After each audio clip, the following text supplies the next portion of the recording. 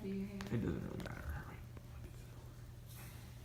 It's okay. Just start telling your story about 9/11. Should I start? Yeah, go ahead. 9/11. I was at Onsite, which is a treatment facility working with people who have had trauma in their lives, and we were doing group therapy. And someone came in and stopped the program and brought in a television to show everybody that something big was going on in New York, and we were just all stunned by it. I was in a meeting at work, and someone brought in a television set after the first plane hit the first World Trade Center. And the initial assumption was that it was an air traffic accident and that probably some small plane had gotten off course and run into the World Trade Center. Well, I'm a therapist, and so the morning of 9/11, I noticed before I left for work that a plane had run into the World Trade Center. So I thought that's unusual, but I got into the car and went on to my first client at the office. Out of the 40 people there, about 20 of them jumped in their cars and went home. The rest of them, we processed what was going on, and they decided to stay and continue doing the program.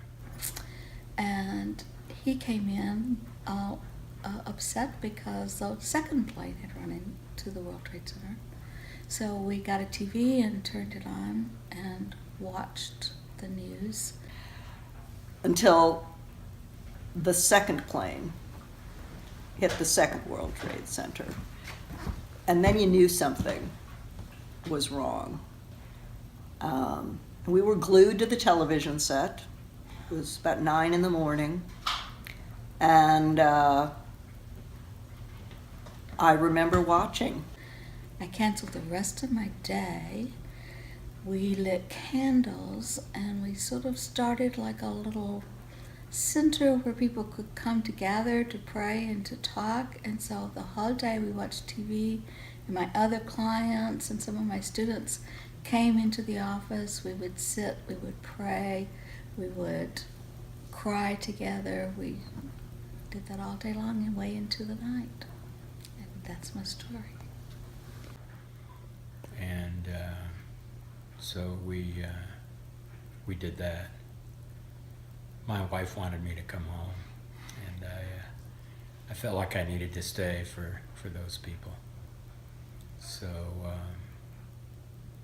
that's my story. When the first tower imploded. And that's probably the most memorable thing that's ever happened to me, was watching that tower collapse in on itself. And I think that was when I first realized that something really, really awful had happened. Number 1 World Trade Center, that the exact same memorial is over there on the other side of the museum. So this is the exact footprint, 200 feet by 200 feet, 110 stories high, at the time the 2 tallest buildings in the world.